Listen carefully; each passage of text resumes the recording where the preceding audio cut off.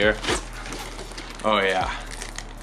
This has some really nice weight to it. As you can see, it has a very large metal heatsink on the back, watertight connections with a rubber grommet, sealed casing all the way around, heat shrinked connections here. All looks very nice to me. Check out one of the fog lights as well. So when pulling out one of our fog lights here, I noticed that we have two bare wires, which means that this is likely a different style connector from our stock fog light connector, meaning that we'll have to chop off our existing fog light connection and then splice this in to the existing wires. Like the headlight, this does have a metal heatsink on the back, a rubber grommet to ensure a watertight seal. Overall, the build quality is pretty solid. And last but not least, we have the control module and wiring.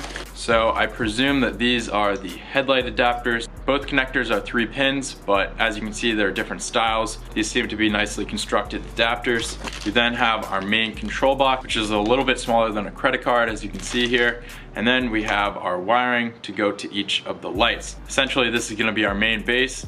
Our red wire is gonna plug into the main base, and then there are 4 leads that run off of this wire, which go to each headlight and each fog light, which means the entire system is going to be in sync, which is one of the reasons I chose this kit over other Amazon headlight kits. I do want to explain another reason I selected these Super E headlights over other models, which is the low beam design. So according to their Amazon page, the low beam consists of this top projector bulb here. Now the older version headlights the older style headlights consisted of 3 light sources, the main top projector, and then the 2 on the side. This updated Super E version has not 3 but 5 light sources for the low beam. And as you can see, if you take a closer look here, they're actually staggered at different angles, which gives you a much wider coverage on the road and ultimately better lighting. So we'll begin by popping the hood here.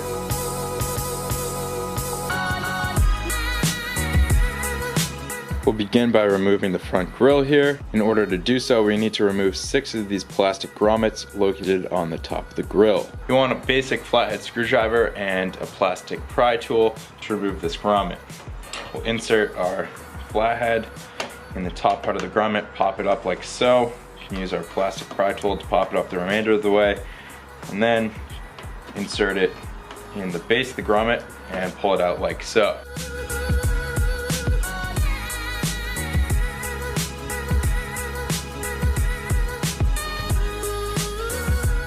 After removing these grommets, you can give the front grille a nice little tug here,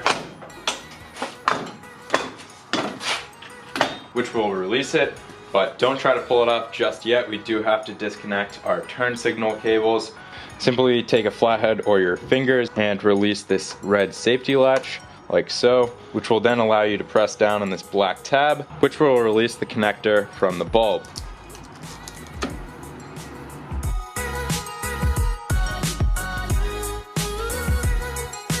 We can now use a T15 Torx bit to remove 4 T15 screws around the perimeter of the headlight here.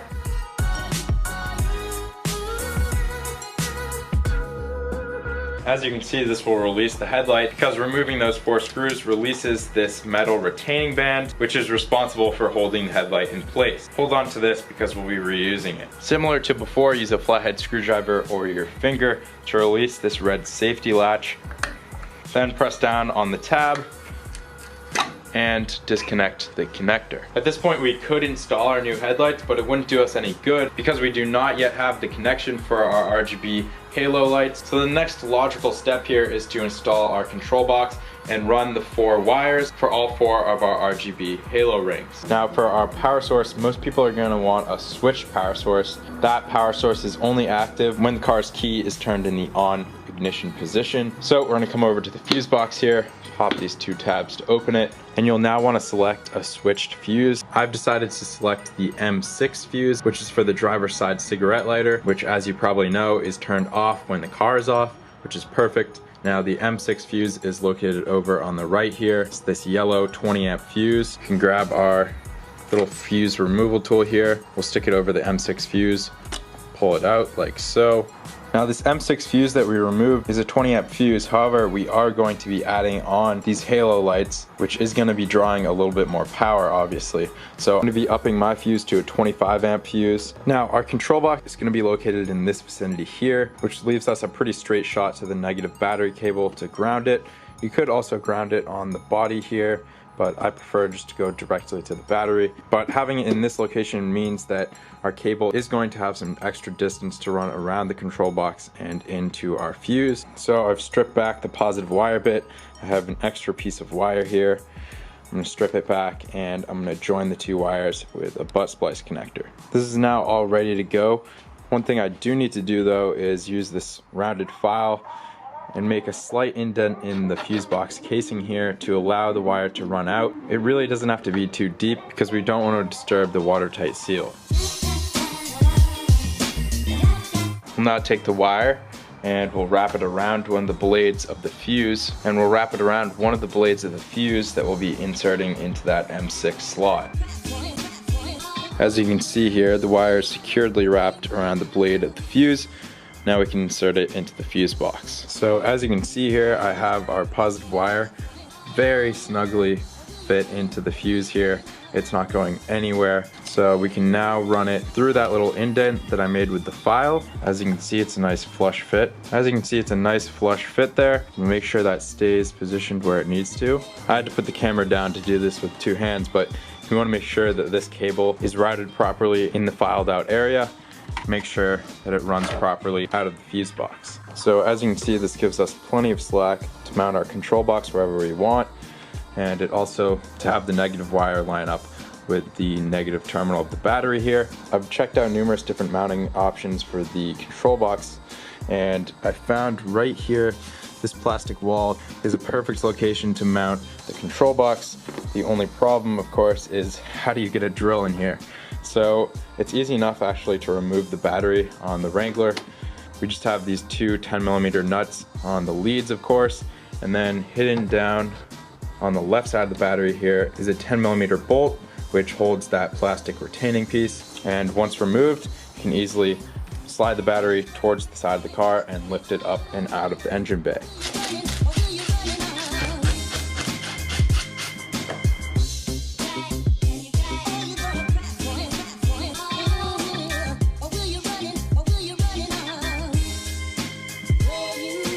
As you can see, removing the battery gives us plenty of room here to work with to screw that control box into this plastic wall. Now before we do so, there is a QR code on the control box, as you can see here.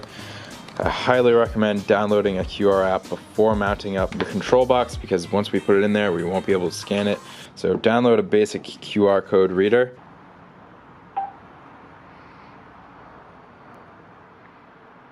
It should reroute us to the App Store. We'll open that.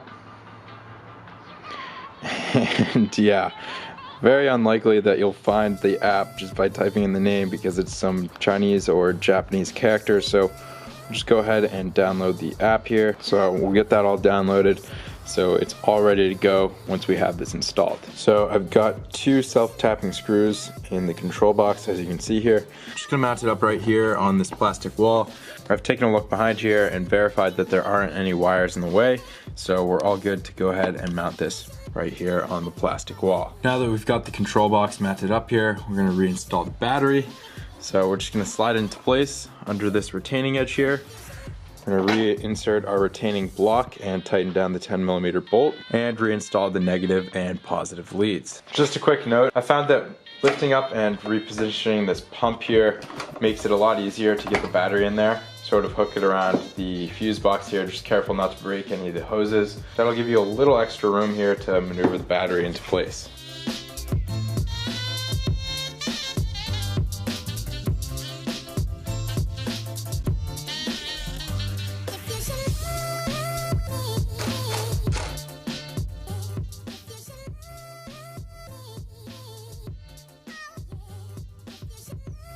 Now before we torque down our negative lead here, we do want to take care of grounding our control box. I'll be crimping on this open-ended crimp to our negative control box wire. I'll then be slipping it in right here under this nut on the negative lead, and we'll tighten it down to give ourselves a nice solid ground for the control box.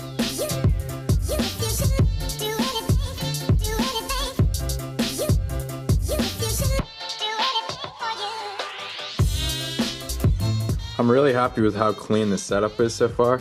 So we have the control box mounted up very securely here. We have our control box power wires. Our negative wire goes right to the battery lead. Positive goes into the control box. As you can see, we don't have any major slack here. I am gonna zip tie control box wire to this wire loom and the positive wire to this wire loom as well, just to make sure they don't shift around and these crimps don't get damaged. Also gonna apply some Lexel, which is some waterproof clear silicone. I'm gonna apply that to the top edge of the control box, just in case this were to crack open. I don't want any water getting in there, so I'm just gonna prevent any water damage using some Lexel. Now with our control box fully wired in, it's time to run our 4-way splitter from the control box to each of the light locations. I am curious if there are different lengths in the cables, because obviously the cable has to go farther to get to the fog lights, so I'm gonna unravel them and find out here.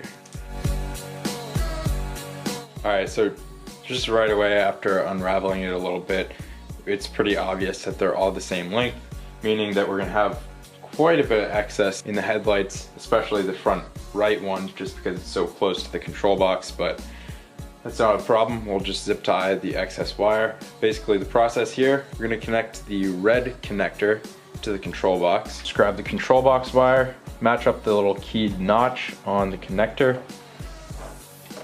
plug it in, and screw on the watertight collar.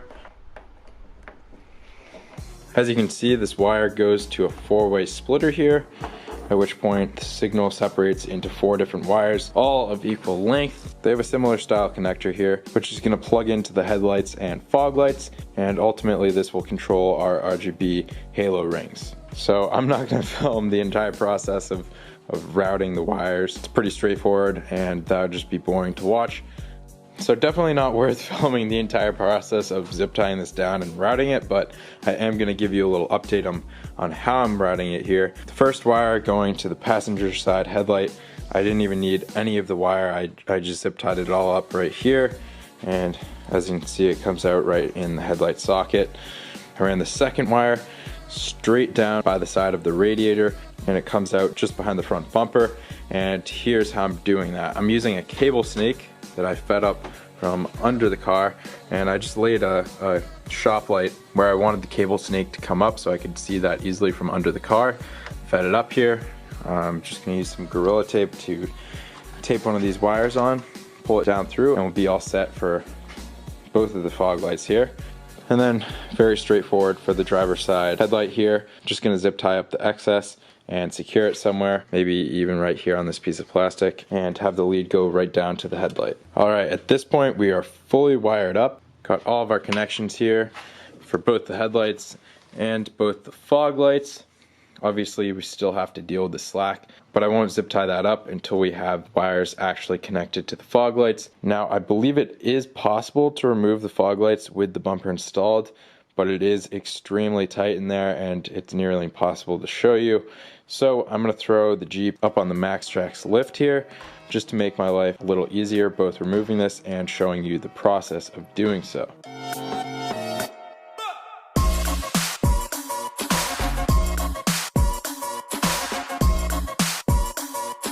So first and foremost, we need to remove this plastic air dam. Similar to the grill, we're gonna have to remove several plastic grommets like this. I prefer to use a plastic pry tool such as this one. Simply insert the pry tool like so. And these ones may be a little more stubborn. You may have to grab some channel locks like these and pull the grommet out like so. You've got 4 of these across the front part of this plastic piece here. Removing those 4 plastic grommets will release this partially. Then you've got these 2 rubber straps on either side, and they too have the same style grommet up on the top back portion of the strap. I can't really show you on camera, but get in there with a flathead and or pry tool, pop out that grommet, and this entire plastic piece will be released. Also, just a quick note here, I highly recommend picking up one of these kits off Amazon. You get over 400 grommets here. As you can see, they include a key, so you know exactly what each grommet is for. They include a bunch of plastic pry tools as well as this metal heavy duty pry tool. And last but not least, some grommet zip ties. So I picked up this kit off Amazon. I think it was like 25 bucks.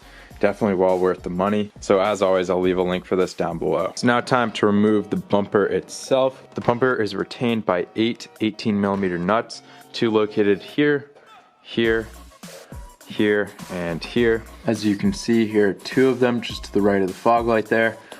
I'm first going to come in with a breaker bar and an 18mm deep well socket to break the nuts loose, and then I'll come back with a more basic ratchet to more quickly remove the nuts.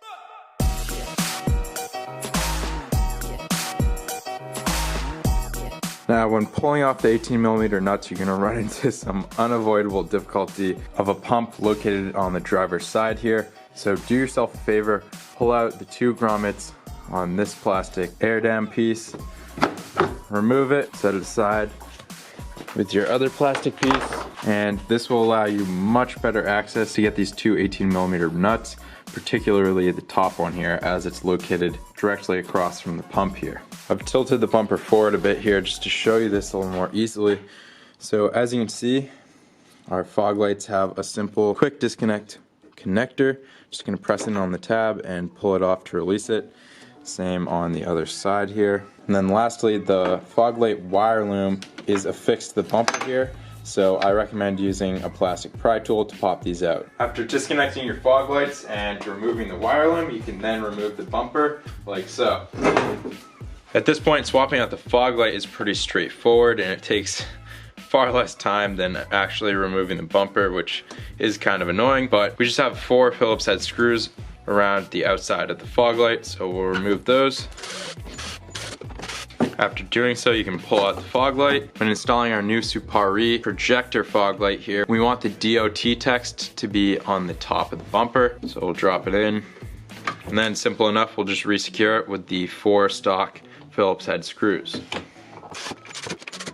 Now you'll probably notice this is a different style connector from the factory style connector, and we have these 2 bare wires, as I said at the beginning of the video. So we are going to want to pull off this end of the connector with the bare wires, because we'll need to splice this into the existing car wires using some butt splice connectors. Before we reinstall the bumper, we're going to deal with installing those new connectors. So we're going to pull back the casing on the fog light connector to expose the wires. It's advisable to chop the wire in the middle if you were to want to reinstall the stock connector. So chop this wire right here.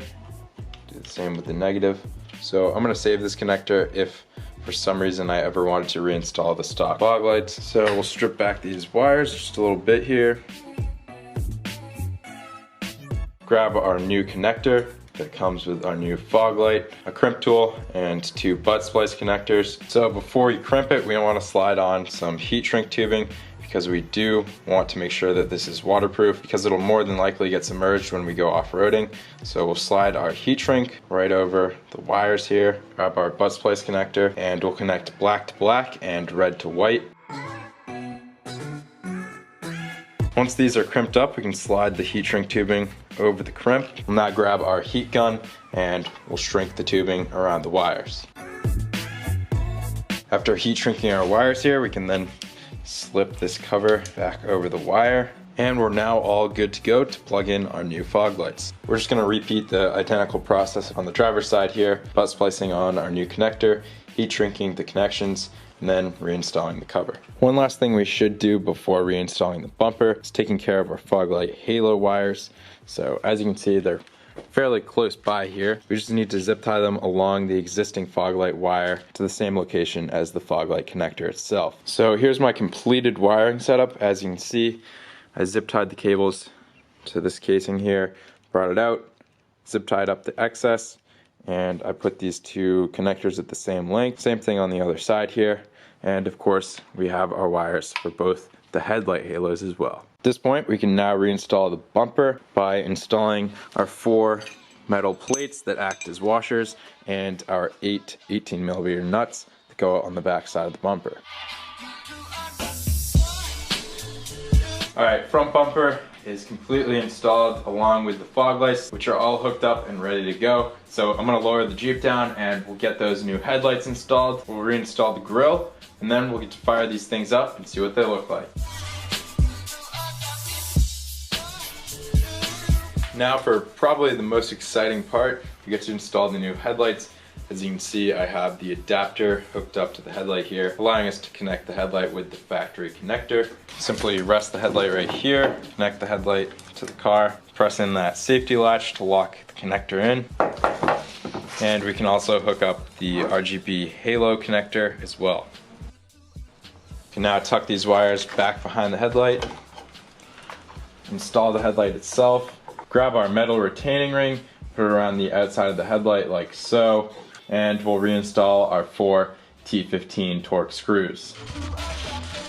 This new headlight is completely installed now. We're going to repeat the same process over on the passenger side. With both new headlights installed, we can reinstall the grille. So we just need to remember to reconnect our turn signal connectors and install the 6 plastic grommets on the top of the grille here.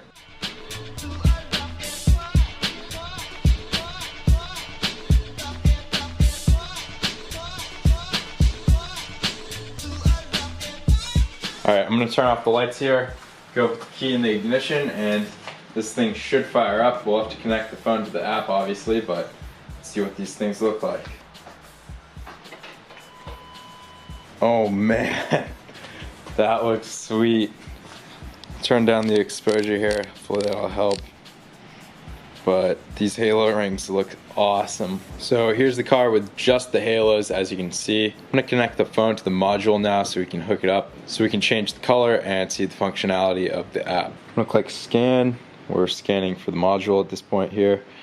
BLE light, and check that. Go back. As you can see, we have the Bluetooth light here. We can change the color. Oh yeah, there we go. Damn, the red looks crazy. So as you can see, we can adjust the brightness here, which is pretty cool. Of course, the color, we have the entire rainbow wheel here. Turn them on and off via the app. There are different modes. They're kind of strange, to be honest. The only real functional one is party mode, which switches through the colors, as you can see here. The colorful mode just switches and jumps from one color to the next. The other ones are kind of strange. They're just colors, they don't really do anything. It's kind of difficult to get white on this color wheel, so what I did is I took a picture of one of my ceiling lights, which is bright white, and just click on that and the lights will switch to white. They are ever so slightly blue, but it's hardly noticeable. I think they look great, and I think it's really cool that you can change the color of them right from the app. I am curious if we turn off the car, if the app will auto reconnect, so I'm gonna turn off the car. We'll see if the color is the same when I turn on the car again, and we'll see if it automatically connects to my phone. Okay, sweet. So it completely remembered my color, and I didn't have to do anything. I wasn't even running the app actually. I was just on my home screen when I turned off the car and turned it back on, and when I came back to the app here, it was already reconnected, which is excellent. It's sort of difficult to see on my wall here, but the right headlight does seem to be slightly higher than the left here, so I'm going to show you quickly how to adjust the angle of your headlight. You'll need to pop off the front grille again, so simply pull out the 6 plastic grommets on top and pull off your front grille. So I turned the Jeep around here, and as you can see on my garage door, the right headlight is slightly higher than the left one. So now with the grille removed, on either headlight you're gonna have a T15 adjustment screw right here. When I insert my driver and turn it to the left, it will lower the headlight.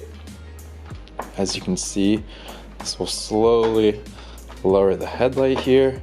So that looks to be roughly level. Let's take a look at it from back here. Yeah, that looks good. I'm gonna lower this one just a little bit as well. All right, so the headlights are leveled. As you can see, just roughly taking a look at it here, they are pointed slightly downwards, which is just what we want.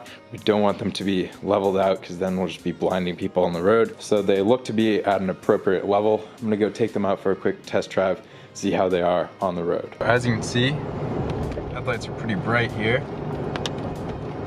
Obviously we should have the high beams on in this background, so kick on the high beams.